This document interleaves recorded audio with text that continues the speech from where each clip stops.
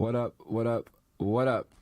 Welcome to another episode of 94 Feet with Coach JT. Do me a favor, please leave a like and comment, man. Those comments are important. Those likes are important for the YouTube, on the audio. Hit the show on all social media platforms, man. Apple Podcasts, Google, everything. Before we get started, too, once again, just want to give a humble blessing and prayers going out to everybody who's going through these fires, the water down in New Orleans, the East Coast, the floods, just everybody that's going through something right now everywhere, along with what we're doing with this COVID thing still. So just pray for everybody, somebody else. Be thankful for what you have. And, man, I'm thankful to be here again today to bring you guys some dope content and another dope guest. So just take a second and listen to this brief intro as we get started. Currently, this gentleman is a WUBA Coach of the Year and All-Star Coach this season. Also, he is 2011, participated in the Oakland Pro-Am. 2015, 2016, he signed to play in the ABA semi-pro basketball California Golden Tigers, Warriors basketball camp in 2019. In 2018, he signed with the San Francisco City Cats Pro-Am ABA team. Also, in this one right here, in 2011 through 2017, this gentleman persevered, fought through kidney failure. Still here to talk about it. Currently, we'll get into this man's personal just story, but also I want to give a big shout out because we linked up within 2-3 days time, and he came down, no questions asked, made it happen. Also is the current designer or CEO, however I want to call it, of Struggle Made Clothing. You guys, Struggle Made Clothing. The gentleman's name is Frank Scott. Frank, what's good, Frank? How you doing? What's going on, baby? How you doing? Man, I appreciate you being here, man. Thanks for making that ride down the hill a little bit through the traffic to the heat. Yeah. You know what I mean? I feel it. But as you know, in the game of basketball, 94 feet, man, we're going to jump right into it. But I think today I'm going to start a little different, man. I'm gonna jump into this straight to the adversity part of your story. 2011 through 17, just want to get into how that hit you and how'd you get through that whole time in your life, man, because that is a major issue. I'm sure you had some help along the way, but also, man, just give me a little bit about that. Well, 2011, I was diagnosed with kidney failure, and I was put on dialysis for about 7 years. During that time, I was pretty much playing ball. I was working a security job, just doing something to make do, whatever. I found out because I got real sick at one point at work. I had like this crazy nosebleed, and after like so many hours went by, it wouldn't stop. So I knew that wasn't normal. Us as black folk, we really feel like we can always self-treat everything. So I went home that evening, and I just laid down, and I just felt weak. So I just lay down. After a while, I felt real nauseous, like I needed to throw up. So by the time I actually got up out the bed to go throw up, I just threw up all the blood that had went down during the whole day. So after that, I took myself to the emergency. They checked my vitals. My blood pressure was like super high, like 190 over like 100. Like it was like stroke numbers. They admitted me right away. And then later on that evening, after a bunch of labs and tests, they found out that was the issue. So they came to me, I'm still hooping and everything. So I'm just getting the news, and they told me that I have end-stage renal failure. So there is no possibility of the kidney even being revived. Like they're gone. They're gone. So both of them. Both. There was no function left in them. So it was a tough time, man. It was a tough time just trying to figure out what's next. My daughter was maybe about 1.5, almost 2 years old. So being a new father and then still trying to chase the dream, like it was hard, man. It was hard as hell. So I got the news, so I stayed in the hospital for a while, and then they got the treatment started right away. So like that night I went into surgery. They had to put a stent, in my chest so they can start the treatment early before the access built up on my arm. So they started that, and then I started doing outpatient dialysis. So my body was still in good condition. What they were saying was you didn't know you had high blood pressure because you play ball. I had a physical prior to that, maybe a month prior, because I was playing in this little Phil-Am league. It's like this little Filipino league, but my coach, he was well connected over in the Philippines, and he was trying to get me over there. So I'm like, okay, that's the goal. That's what we're working towards, So before the actual incident happened, that was where I was going. We were trying to get there, and it happened. So I was just, I had to figure it out. So I stopped, playing basketball for a minute, because I had to get adjusted to everything that was going on. So outpatient dialysis was kind of different. It was like a whole life change, because you have to dedicate your time. It was like 4 times a week, 4 hours out of the day, and you don't catch people in that center as young as me. I was like 21 at the time, so I was the youngest in there. So just to see all the older people in there, I just, it messed with my head a lot. I was just trying to figure out why was I there?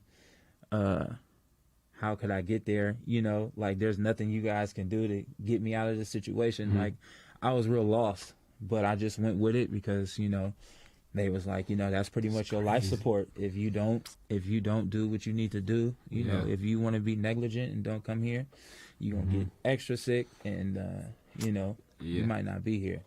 But, that's crazy. Yeah, I handled that for about 7 years, man. And even during the midst of that, I was still chasing the dream. I had got signed to the California Golden Tigers, which is an ABA team. A lot of people don't know about the ABA. ABA was around before the NBA had its merger back in the day with all the good players like Dr. J and the Iceman and so on. So when I started playing with them, I had a stent still in my chest. And I never told anybody, because when you looked at me, you wouldn't have known that I had anything going on. So I played the first season with the catheter in. And after that, I played Pro-Am for a little bit with the Believers, Coach Brown. And I took off my jersey, but I had the Under Armour, the dry cover. fit. Yeah. Okay. And he was like, "What happened to you?" And I was like, "Man, I got shot in the shoulder."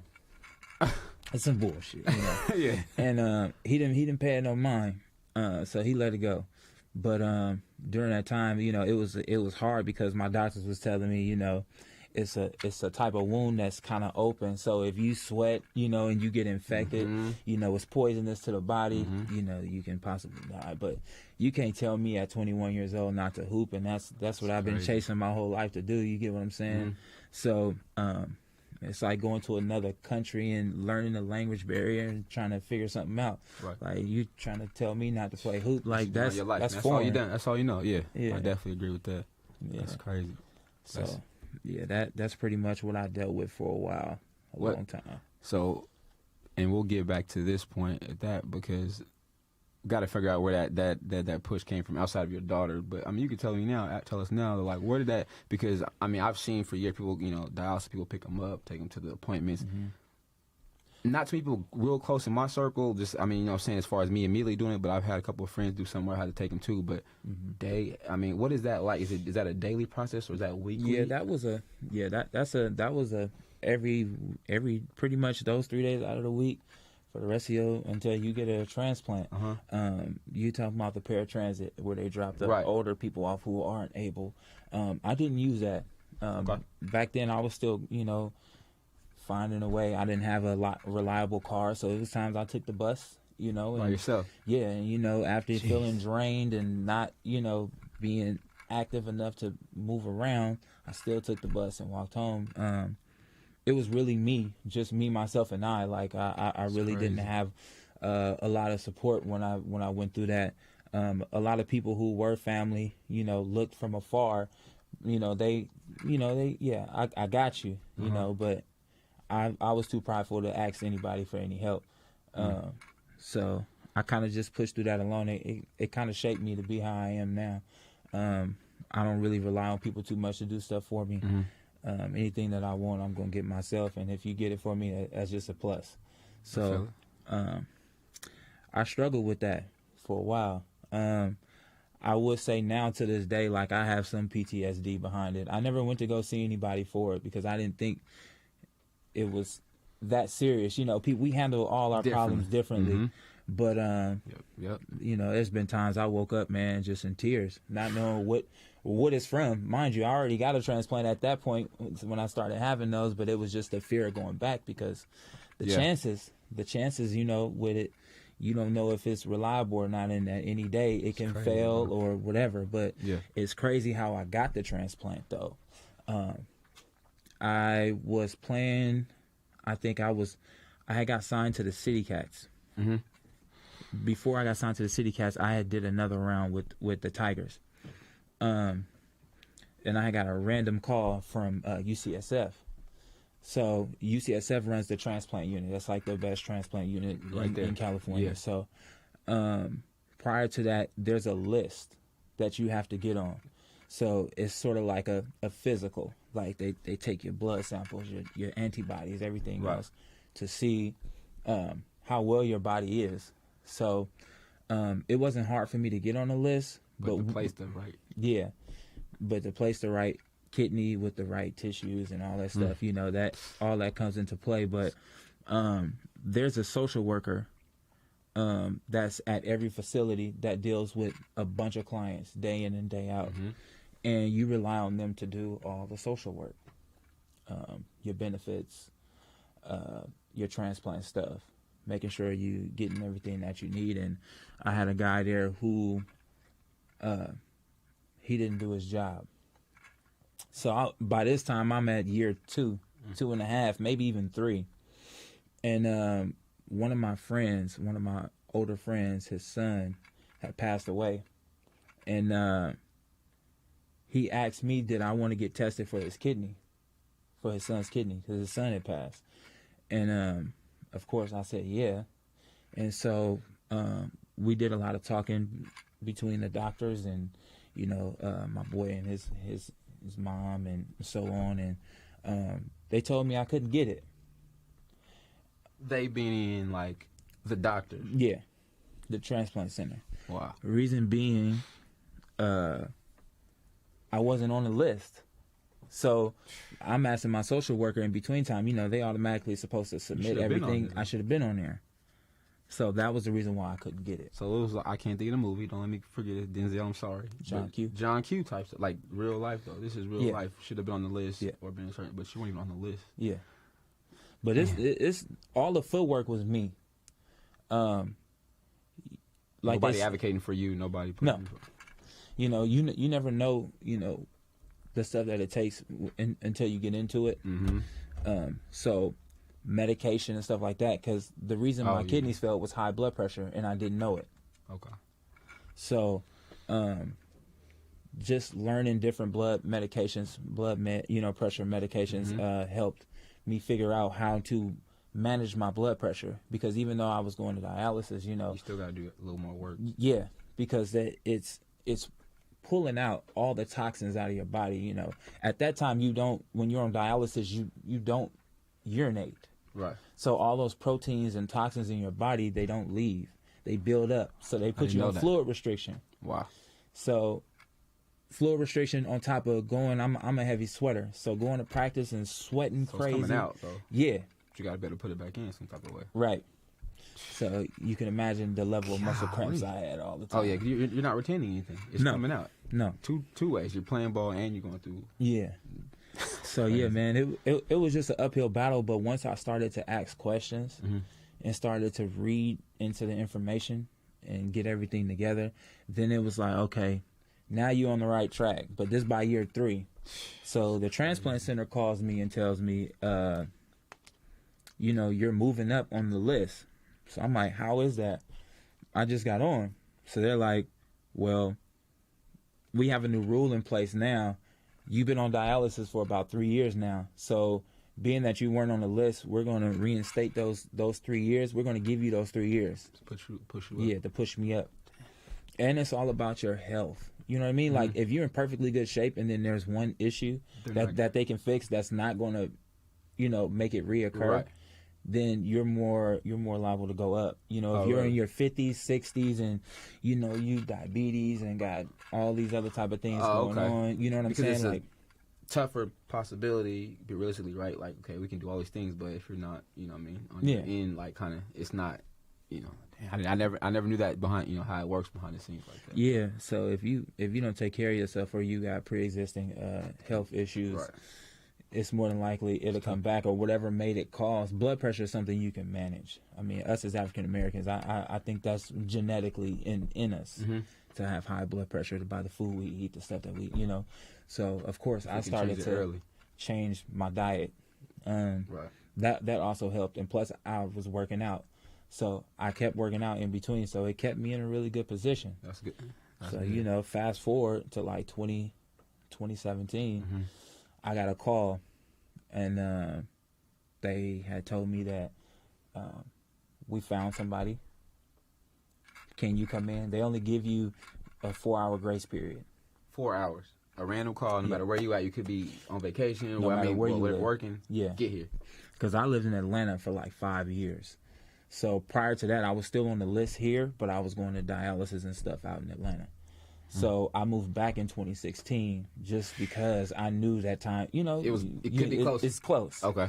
So, amongst other reasons. But, yeah, man, they called me and told me come up there. I was laying down at the time, man, just hanging out. Man. So I packed my PlayStation and, you know. 'Cause you're going to be there for a minute. Yeah. Just took the little small stuff, you know. And just after that, I shot out to UCSF, man, and stayed there.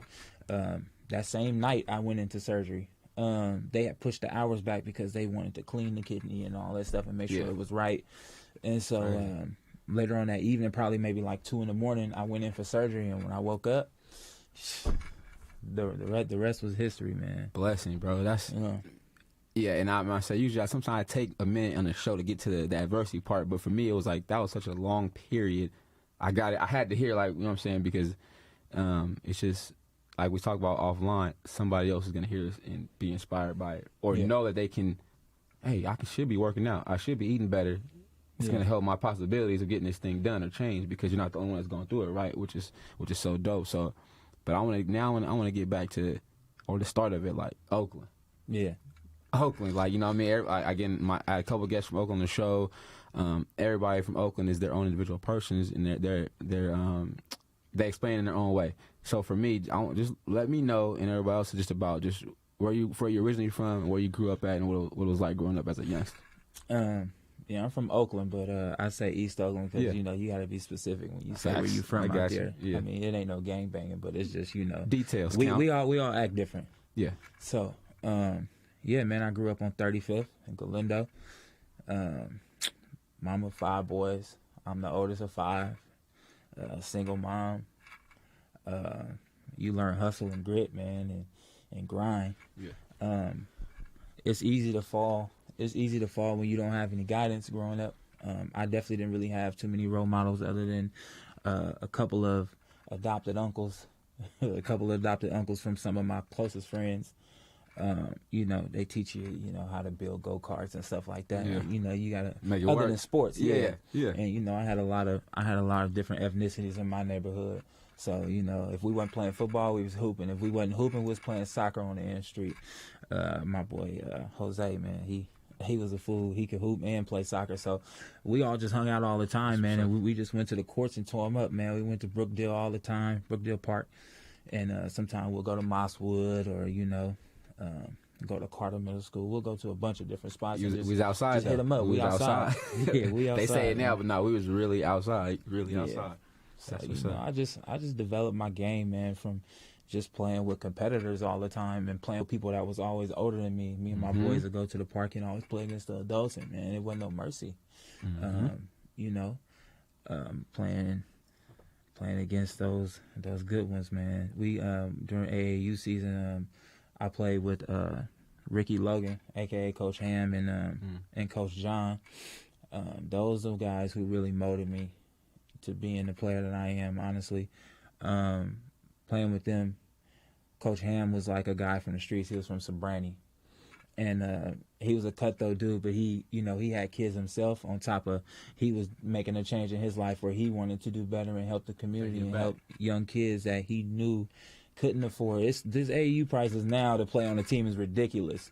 We would not play on nobody's AAU team for the cost of it. But back then, he found me at a park, and he was like, "I want you to come play." Dope. And from there, the rest was history, man. We built it, and he come from the streets, so he understood us differently. Being able to relate is key, right? Yeah, man. Him just being able to relate to us and being able to discipline us. Because, we had a bunch of hotheads on our team, man. We had a bunch of hotheads on our team, and we just had balance. But we were good, though. So if he can make it work, right? If he can put it together. Yeah. Because that mentality, though, that mentality is what's needed. It's what's lacking. Yeah. Like me, I always wanted to follow, like, my own path. Like, regardless to what was happening around me, I was just always myself.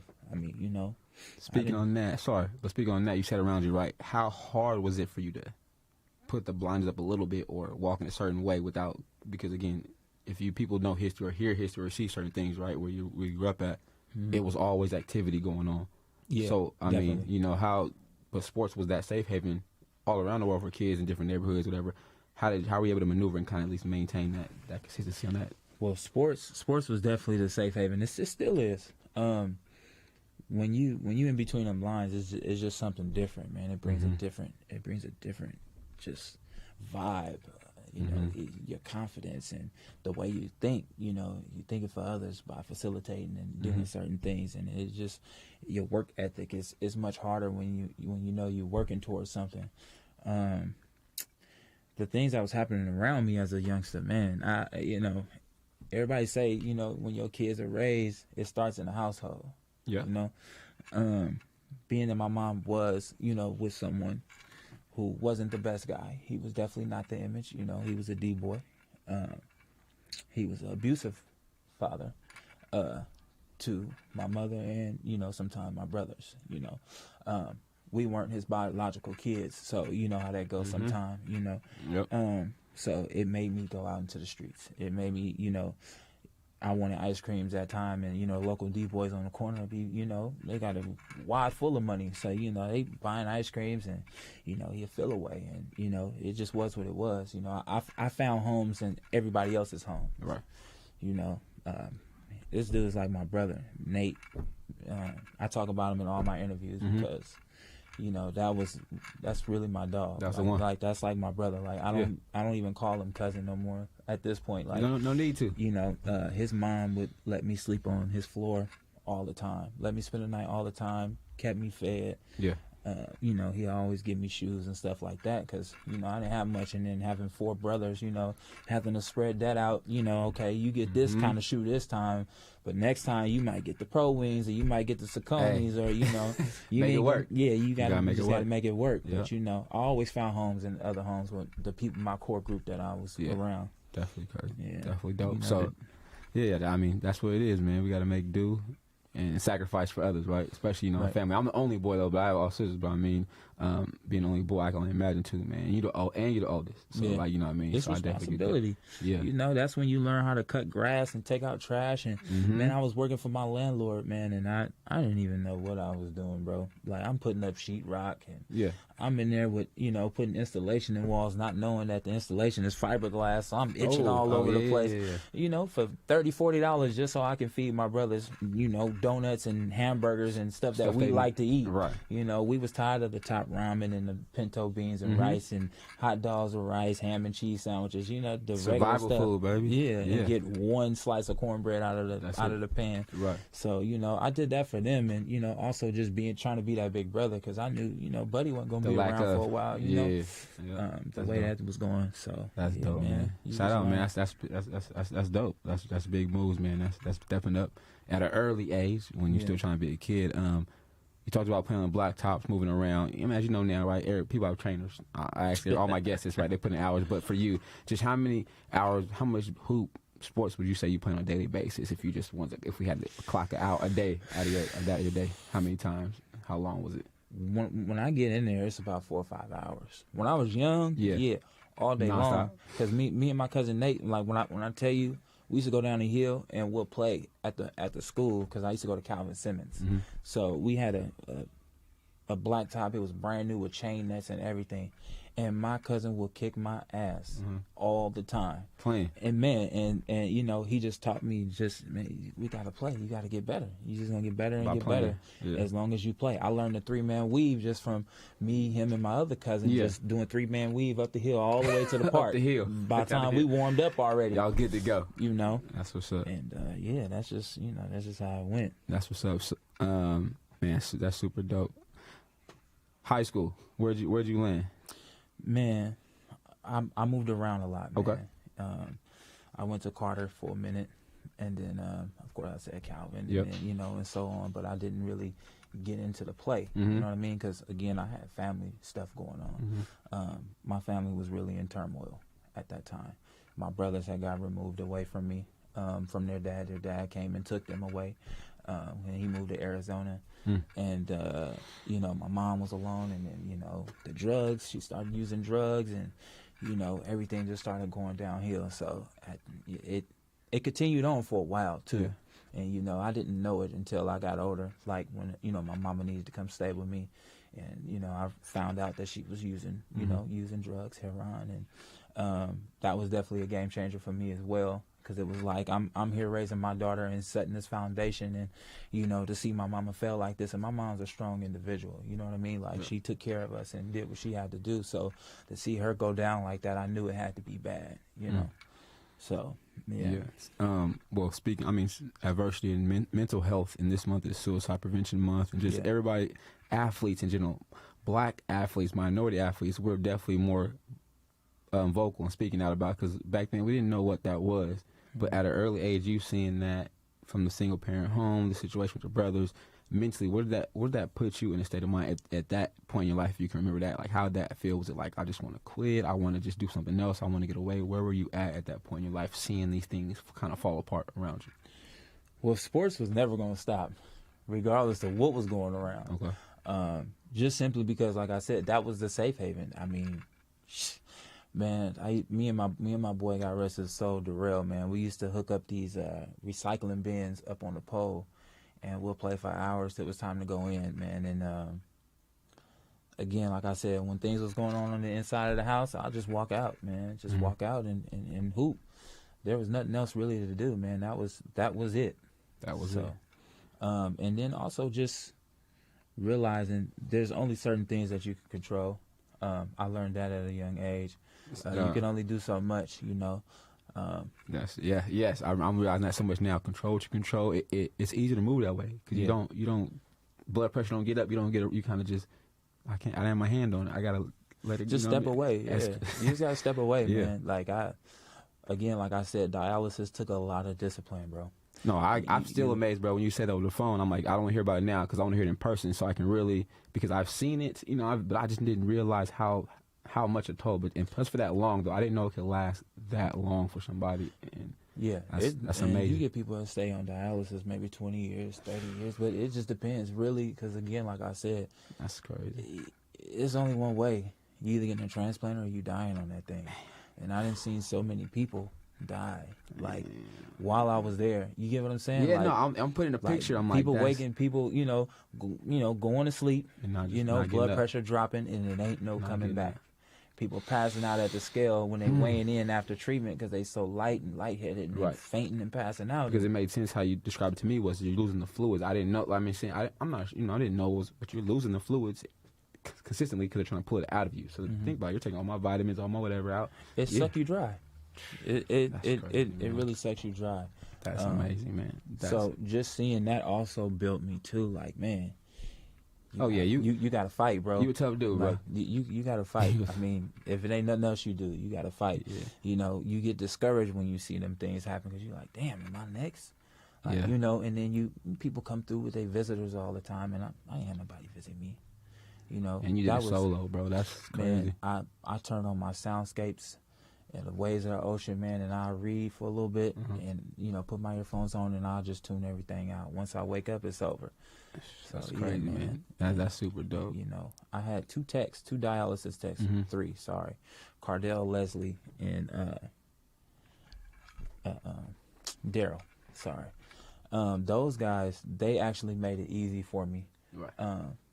They were black techs. Shout out to them though, because I mean, shout out to them. Somebody, right? They were the ones that was there. Right? Yeah, like they still call me nephew to this day. So like, they guided me. I didn't let nobody else touch my body other than them.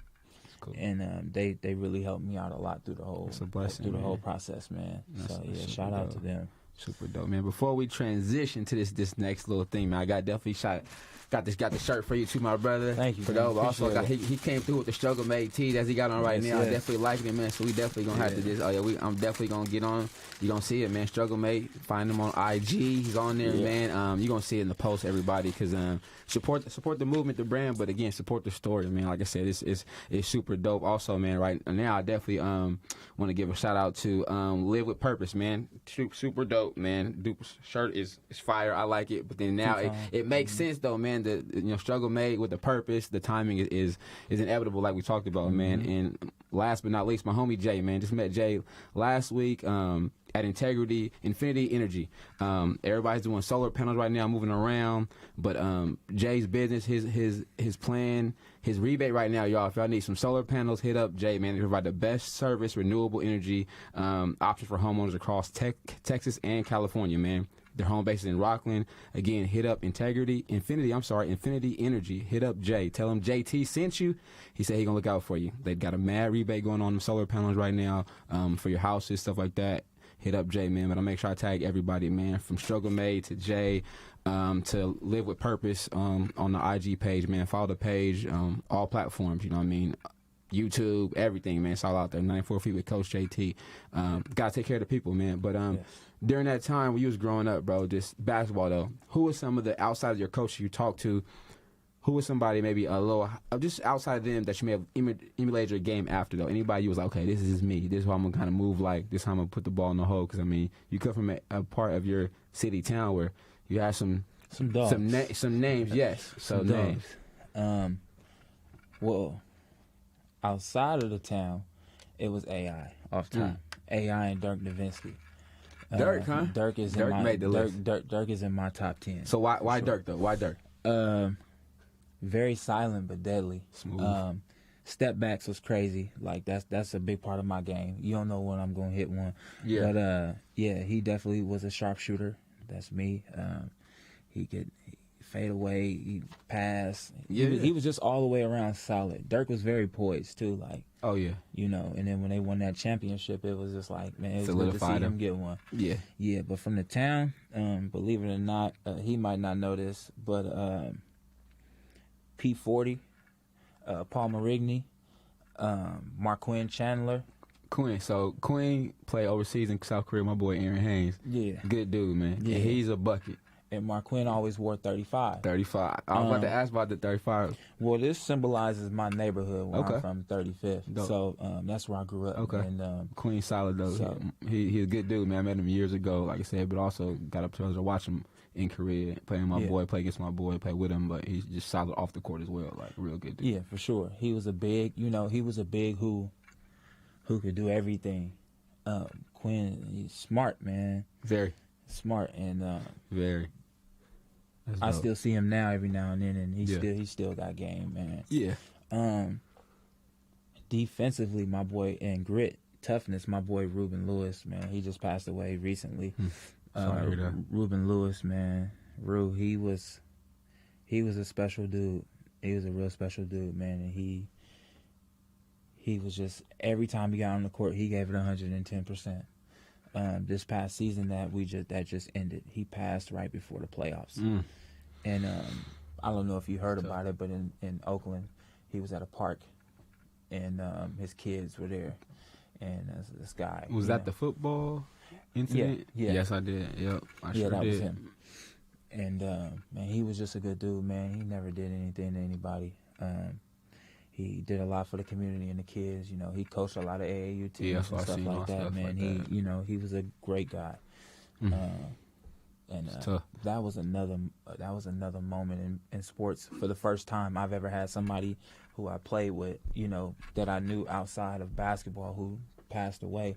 And that was tough to come back, and play to play into the qualifying game to be in the playoffs without him.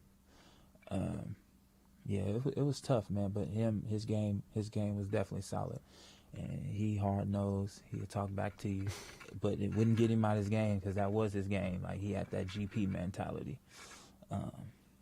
Just a couple of cats, man, that I really enjoyed coming up. So what would you say the makeup and the situations and adversities growing on in life, man, it makes a person, right? That builds character. But is there any situation or anybody that you can say where your grit and grind comes from? Because to get through that, everything, growing up early, and then in 2011, 2017, you're still fighting. Like, you're always going, you're always pushing. Well, where does that back? You know what I mean? Like, some people, as we know, right? Some people just got it. Yeah. But some people also either say, you know what, mom's or brother or your boy you mentioned kind of was like, nah, he made sure, anybody influential in that part of kind of getting you through or putting that in you? I would say my mom. Again, like I said before, during all the stuff that she was going through, that didn't happen until later on in life. But during that time, when she was going through what she was going through, she still is a strong woman, man. You get what I'm saying? Mm-hmm.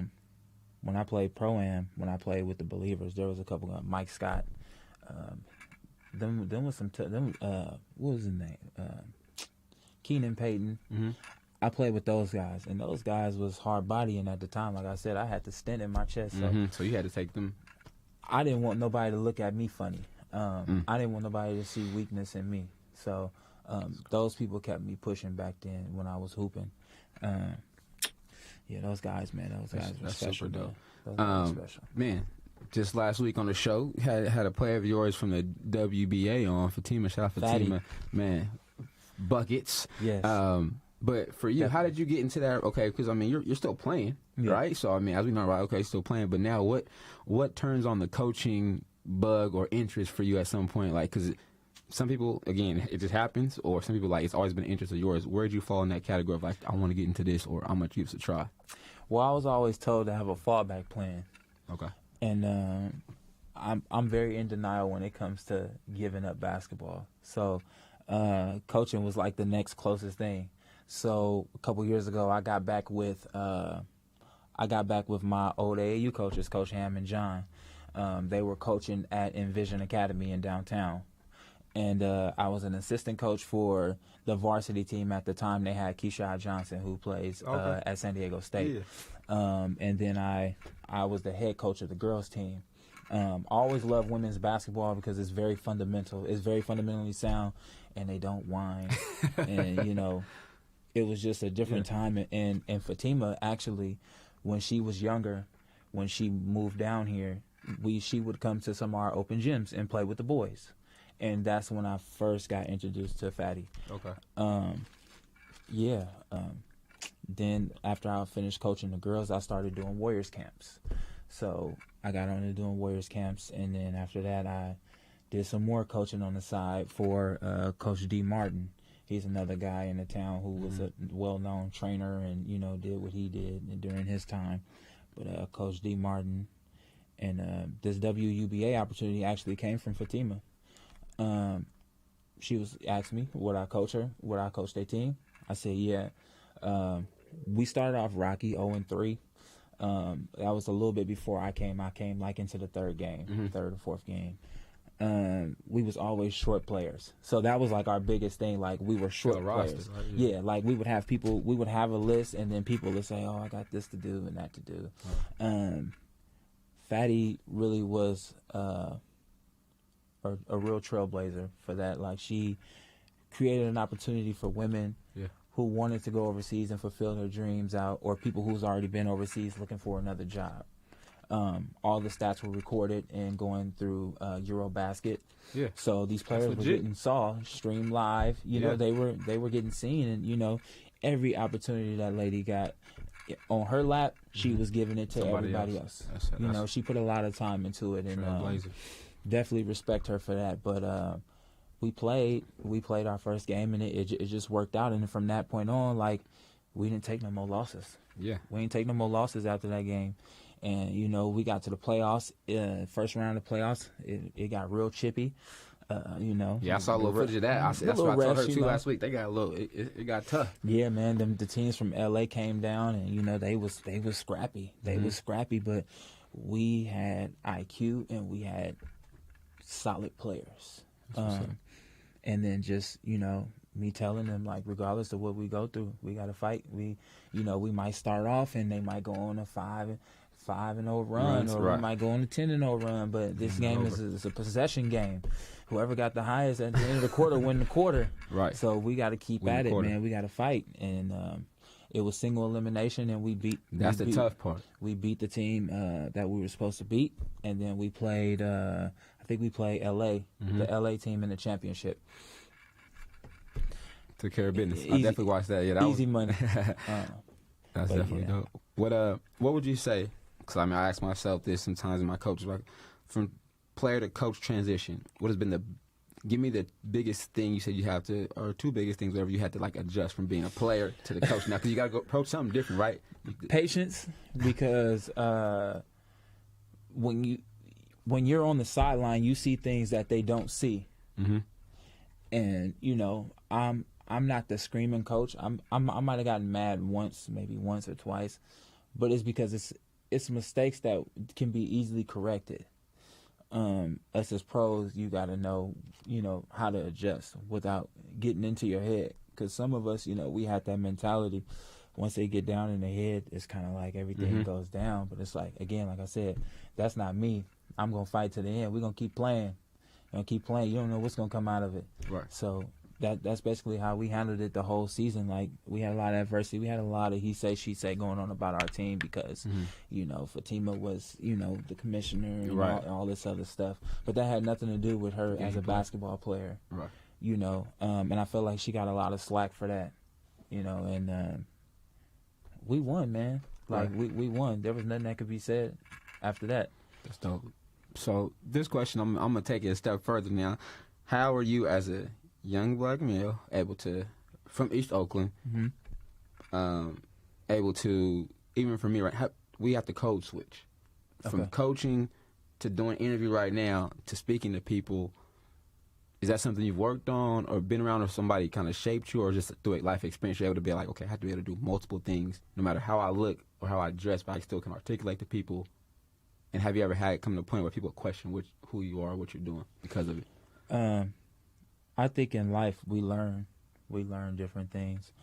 I definitely wasn't a public speaker until I had to speak to kids, but that was something easy for me because growing, I was them when I was young. You know, just guiding them. They always need to see an example.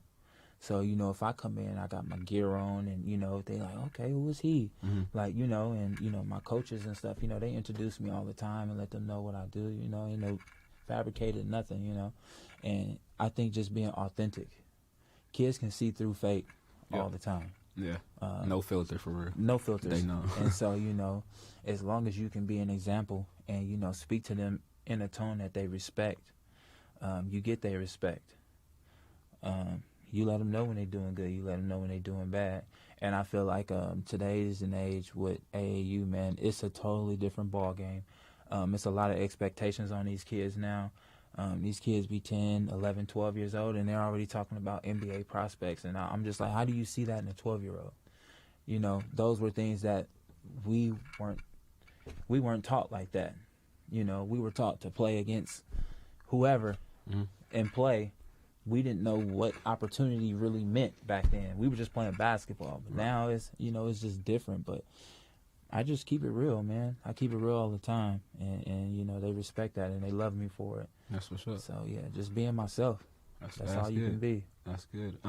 Currently right now in your area or town, wherever you're doing, what you got going on, man? Anything that you want to let the people know about? What's going on? Or something, you know? Struggle made. I finally got my LLC and everything for it now because I started off, you know, selling shirts. Yeah. And these ones right here are just the staple tees. You know what I mean? And business started going. So I was like, man, I got to slow down. I can't really put nothing else out until I get this paperwork right. All the way. You know what I'm saying? All the way, yeah. You know, it's easy to sell stuff, but then once, you know, you start getting deep into it, it's like, all right, is this what you really want to do? Is this what you really want to push? all right, well, you got to get the paperwork done. Right. So I stopped for a long time. Like, I ain't pressed up no shirts till it was time to come here. Like, I got a bunch of designs and stuff that I have just sitting, you know, that I'm ready, getting together to put out. So in the next couple months, I'll be having some new stuff dropping. You definitely got to cop some more. I'm still working on my game.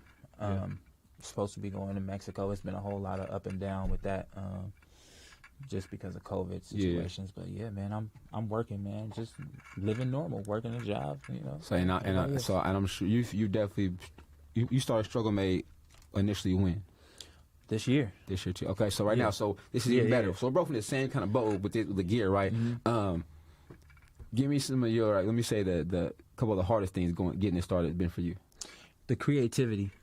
Okay. I'm not an artist, not by a long shot. So figuring out how I want the design to look, because I get stuck because I want it to be original. Always. I don't want it to look inspired. I don't want to take what somebody already has and put my own twist to it. Yeah. I just feel like, you know, trying to be authentic with everything has been the hardest. Okay. Give me your biggest reward or so far, like biggest accomplishment so far out of it. I call him family too now. My cousin Brahma, aka SNL Luch, he's a designer, cut and sew designer. He does African dance. What else that boy do? He's a stylist. Everything for many celebrities. Okay. He danced in Coming to America too, and the whole Kanye West Sunday service. Like he's deep in the game. You know, his African culture. They're Senegalese. Okay. And he's been doing it for a while, but he just inspires me sometime to really get into my fashion bag. I mean, I can dress, but just trying to figure out certain looks and how to place it. You know, I always call him like I called him today. I'm like, hey, I'm going here. This what I this what I got. This what I'm thinking about putting together. And he brother, do this, do that. That's good. That looked good right there. That's good, man. That's good. Yeah. Shout out to him, man. That everybody needs somebody, or you know what I'm saying, that support, that help, or that experienced person, right? Like he got experience in the game. Yeah, so he also put me in. He got my clothes in 2 different placements, videos. Oh yeah. Brody B's new video. He hasn't dropped it yet, but in Brody B's new video, he's wearing some of my stuff. Yeah. This lady by the name of Listen to Tish. Tish, she got some of my clothes too, and he just constantly, whatever he does, he creates opportunities for himself. He always putting somebody else on. Yeah, and he always call me first, and say, cousin, look, this is what I'm about to do, or I'm about to style this person, send me some of your stuff that you got now, and say no more. I think that's one of the things. Again, we talked about that pre-show. How I definitely use this platform to have people use each other as connections, bridges, or support factors to help everybody win, or as we say, eat or whatever, because it's out there, right? It's out there, but you got to be willing to do it and do it wholeheartedly. Yeah. You know what I mean? So I was like, as soon as they hit you, I'm like, what size you wear? Like, what size I wear? What size I wear? Cool. But now I know when I wear it, I'm going to make sure I wear, people see who it is. I'm going to send them direct to you. Link them right here. Hit them right here. I mean, that's the dope part about being an entrepreneur, having your own thing, because nobody can. I can give my stuff to anybody. They can't tell me I can't give it to somebody else. You know what I mean? So I think that's the one dope thing as far as that goes. But man. you build organic relationships like that. In our city, Oakland, is getting a lot better with supporting each other. But there's still a lot of hate going on. People look at certain situations and look at themselves. They start to self-reflect and figure out, like, what is he doing that I can't do? Right. And I always look at it as, apply yourself. You got to apply yourself. And again, I'm not the biggest mogul and none of that. I'm still a work in progress as well. But, it's about giving things a try. Like, if you don't try, you don't know what you're going to get out of it. Yeah. I think it's that slow grind too, man. Because as we know, that quick overnight thing will look good, yeah. But it don't happen. That 1% is for that one hit wonder or something like that, or somebody else who gets, some people get blessed with that one thing and just takes off. But really, everybody who I talk to, even in this business right now, they're like, JT, I've been doing this for years. I'm like, I would never know because it was either behind the scenes, but they kept doing it. And I'm like, okay. So that's how Struggle Made started. Honestly. That was just a catchphrase for me at first. Okay. Because people was just saying, man. But it meant something. He Struggle Made, like, that's been just through what and then I went to my cousin Ty, and I was like, hey, you think you can make me a struggle made shirt? Like, she like, all right, what font you want? How you want to do it? Blah, blah, blah. So, that's what we came up with. And so from that point on, I wore that shirt maybe about 4 times, and people just kept asking me, yo, what's that? Struggle made. I like that. I like that saying, this your line? And I'm just like, it could be. They got a sign, right? Yeah. It's stamped behind it, though. Your story is stamped behind it because it's your story, but you're living it. Now you can, and that's the super dope part, man. That's how it usually come to play. And on all the shows now, man, so in hoop night, you know what the triple threat is, right? Pass, dribble, score. But now, for you, for your city, for people who are listening, people want to know about Struggle Made, what would be your triple threat you can give to anybody listening or watching the show? Give me your triple threat right now, just for you. Something that I can pass to them is the knowledge behind the scenes, somewhat of what it takes to start your own stuff, figuring out, getting a wholesale license and, picking fabrics and things that you're, basically just figuring out what it is that you're going to do with your clothing line. Also, it can be life too, though. It don't got to be just Struggle Made in clothing line. It could be the story. Well, if you put it like that, then we learn through experiences. That's where we gain the knowledge on things. So we're able to relate to things based on different subjects because we have somewhat of an experience or have someone near us that experienced it. I just pass the knowledge down. That's what I do all the time. And then, eventually you'll get assisted, help somebody to help somebody. Like we say in hoop, help the helper. Right. So just sharing your experience and passing it along, and maybe whatever it is that you go through, you can help inspire somebody else, So that's just where I'm at with it. That's what's up, man. So y'all heard it here first. Frank Scott, man. Again, the story is definitely dope. Y'all share the story, send it to somebody else if they may need to hear it. Tap in with Struggle Mate. You can find them on social media on the IG platforms. Again, the audio for the podcast is on all platforms. The YouTube channel, subscribe. That way you never miss a drop or you never miss a live episode, man. Because, again, through the connections, through Frank, other guests, man, I'm going to keep this thing rolling and just try to use the platform for everybody to just get their story out there also. But also, like we said, just reach out to somebody else and help support somebody or be a bridge for somebody else who needs it. Like I said, we never know, man. Like I said, I appreciate you coming down, making that ride down to the heat from the Bay, man. I know it's hot here, so I definitely appreciate it, man. But best of luck, man. Hopefully you get back over overseas, over the water, or to Mexico, wherever your heart desires, bro, and keep playing. And again, from me, though, to you, bro, like I said, it's amazing. Like I said, I just did a little background work. You sent me the bio, bro, but you're a strong individual, man. And again, I think this is one thing we can say as a black man. I respect, man, but I got love for what you've been through because to me, that's unfathomable. But you survived it too, though. You're a survivor, so it's like, somebody else. I'm sitting next to somebody who did it. So, I feel like anybody out there is like, look, man, hey, I'm living proof. Like, there's no lie, there's no, what I'm saying? This is a live stream for a reason. Yeah. My man is right here, man. I'm shaking hands with this guy who's been through it, man. So, man, for me to everybody else, be safe out there. Prayers with everybody. Man, leave a like and a comment below. And this is Coach JT, man, signing off with 94 feet. Man, Frank Scott, man. Appreciate you. Thank you. Peace. Appreciate you.